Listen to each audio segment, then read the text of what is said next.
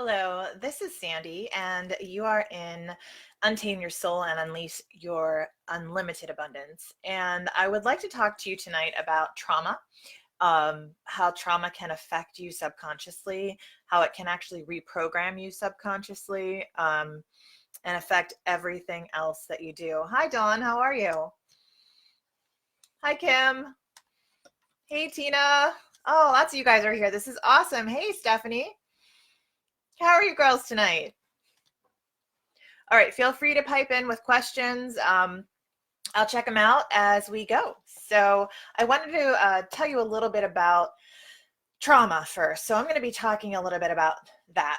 Um, According to Cascade Behavioral Health, which is a really top level, top tier mental health facility, a potentially traumatic event, it doesn't have to be, what people think is traumatic. It just has to be traumatic for you personally. Other people's opinions don't count. It doesn't matter. Um, so trauma can be caused by a singular occasion, ongoing, relentless stress. A potentially traumatic event is anything that you were unprepared for. Okay, so an unprepared for event, something that occurred out of the blue. um, let's see, an event where you felt powerless, and an event that could have occurred repeatedly, like a continuing abuse of some sort. If the event involved extreme cruelty, maybe bullying, or maybe being mistreated by a family member, or even a friend, and especially if this event occurred in your childhood years, that can really do some serious reprogramming issues. Um, and hey, Tamara, how are you? So, this is a difficult topic. So I understand that if this is making you feel uneasy, that's good, because it's triggering you. And those triggers, they kind of awaken our pain points. And the whole purpose of this group is to look at those pain points and figure out how the heck to get rid of them, because it's not healthy and it's not good for you to be living with those pain points in your life at all. It's just not. So, um, those were some personal examples of traumatic things that could happen. You could also be traumatized by something that doesn't just affect you, like a national disaster. We've had wildfires, we've had earthquakes. Hawaii has had volcanic activity. Um, so all of those natural disasters, tornadoes, hurricanes, severe weather events, that counts. Don't discount that. If you've been involved in something like that and it has affected you, that's your traumatic event. Um, you're not competing with anybody else on the level of traumatic events. So if you felt it in your core and it shook you, that's reason enough to look at it and to try to figure out how to let that go. So it could even be, like a violent event, whether you witnessed an act of violence or you had an act of violence committed to you. It could be the loss of a loved one. It could be a car accident or a workplace accident. It could be, simply being robbed or having your house robbed, or it could even be an act of terrorism, like 9/11. That was horrible for thousands and thousands of people. So sometimes when we think traumatic event, we think, oh, it has to be major. It really doesn't. Traumatic event can be a breakup. It can be a divorce. It can be a significantly humiliating experience. Like, I don't know, being on stage and forgetting your line, or being completely embarrassed. It could be a surgery. It could be falls or injuries. Mine was a fall. Mine was, when I was bucked off this horse that was scared to death, and it resulted in, it shook my life. Um, and that's my traumatic event.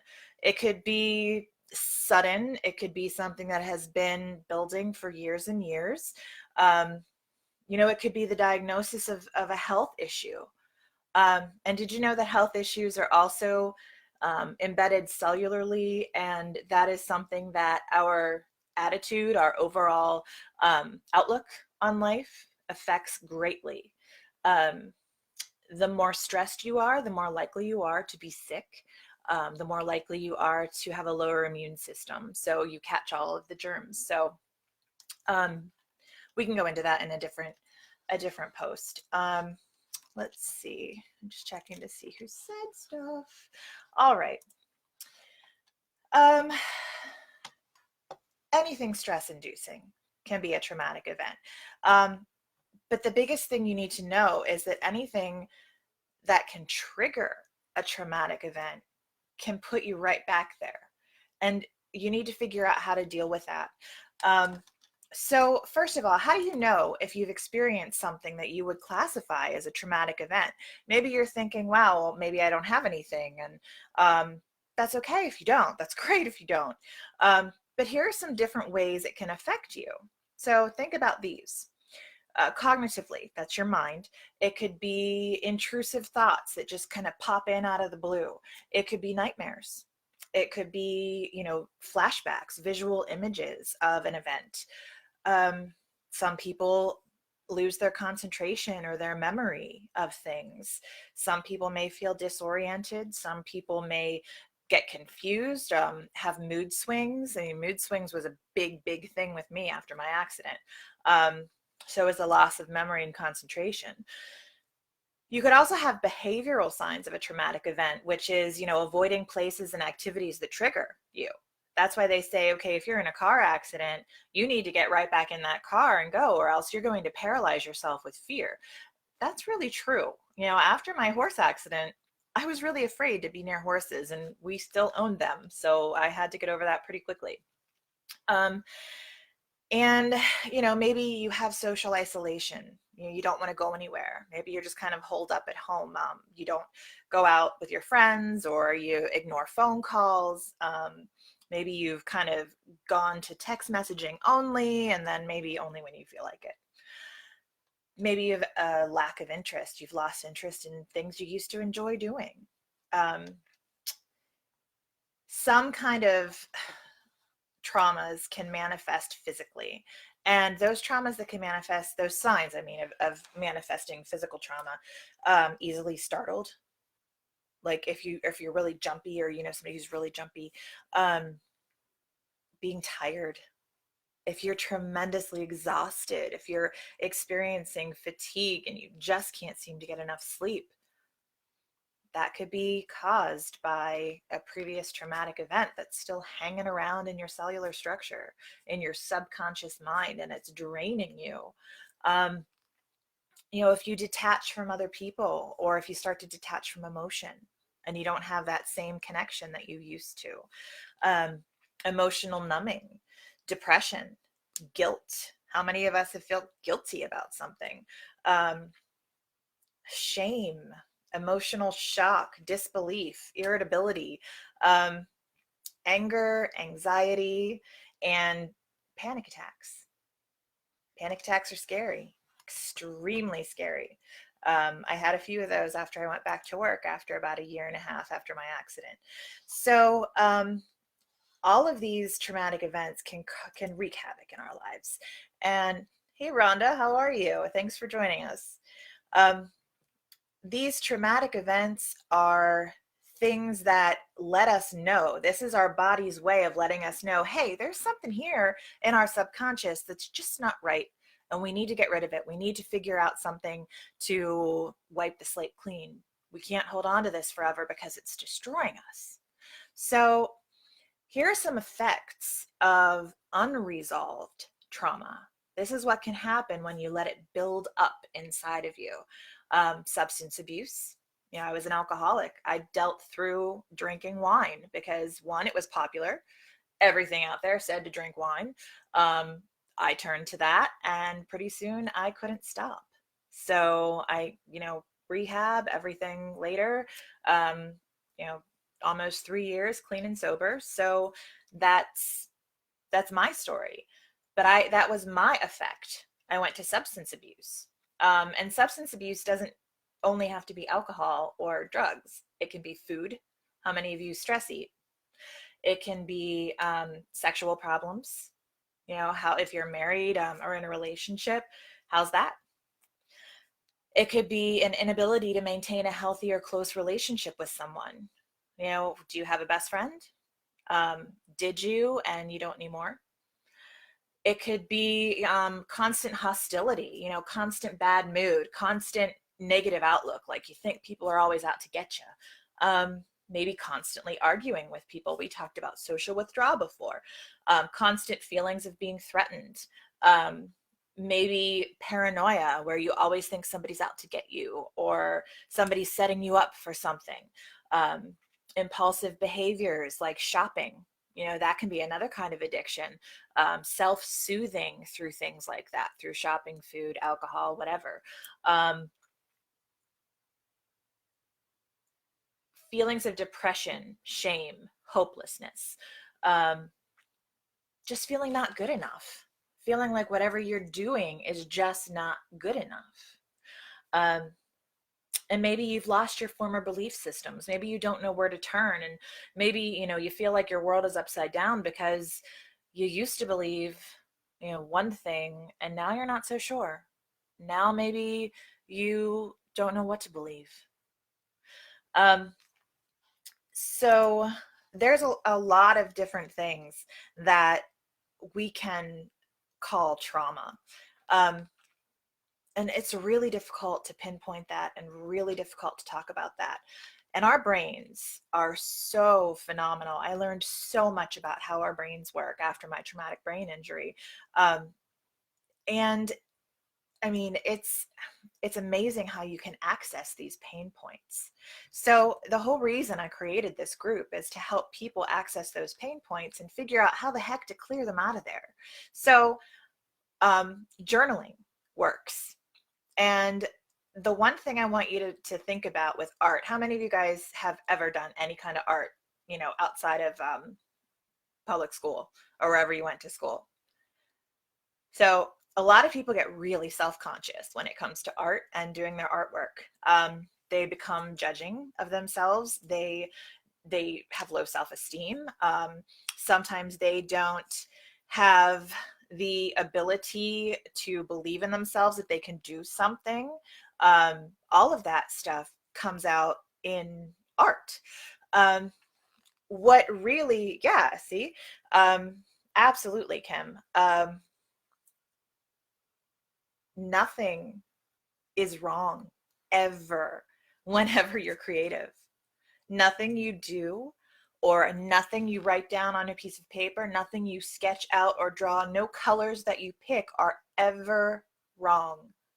And one of the things that I like best about healing with art is that it allows us to access our subconscious, and our subconscious then allows us to be creative on a field of paper or a canvas or the sand at a beach, whatever your medium is. So I thought I would start with a really short, fun activity. Maybe not so fun. I don't know. I shouldn't have said fun. But hopefully, you know, you can look back. There'll be a part 2 tomorrow to this, I promise. So what I was thinking I would like you guys to do is draw your burdens. And what I mean by that is, like, imagine yourself, and you can draw yourself as a stick figure or draw yourself as a flower or draw yourself as a little line, you know, whatever you want. And then next to you, I want you to draw your burdens. Okay. And I'm not giving you any more instruction than that, because your burdens look like what they look like to you. There's no right or wrong explanation or expression of your burdens. You can do this in pencil, you can do this in pen, crayon if you have them. You don't need anything fancy whatsoever. Okay? And I promise you there is a part 2 to this, but I can't rush you through this, because part of doing this kind of healing, it takes time. You need to focus. Hey, Cheryl, how are you? Thanks for joining. So again, what I want you to do is to think about what traumas you have, what potential things are weighing you down. Even if you don't think that, it counts as a trauma, it does if it negatively affects you. Okay? You need to know that, and it's okay. What I want you to do is grab a piece of paper, and I want you to grab something to write with, and I want you to draw yourself and your burdens, whatever that looks like to you.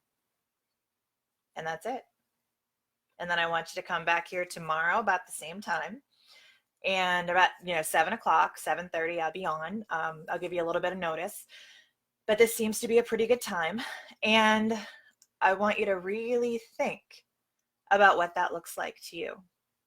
And if you're not comfortable drawing, throw some words out on that page. Okay?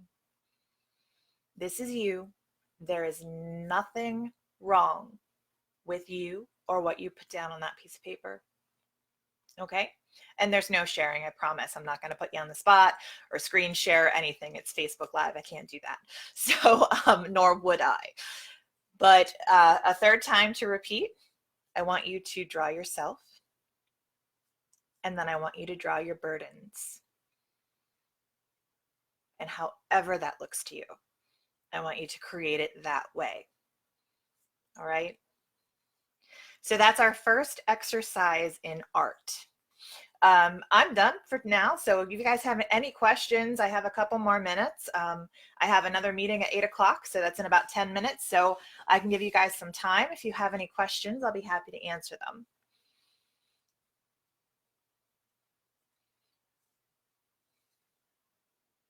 Okay. Hey, Cassidy, I just saw your heart. Thank you.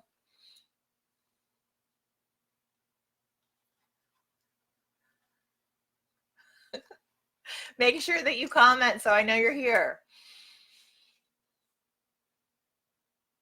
All right. After this is over, I'm going to type up a post again with the activity that I would like you to do, and then follow up with tomorrow. Okay? So happy thinking.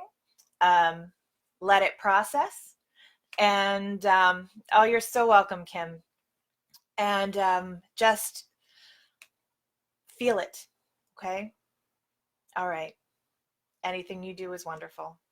Everything you do is wonderful. All right. Have a wonderful night, and I will see you tomorrow here.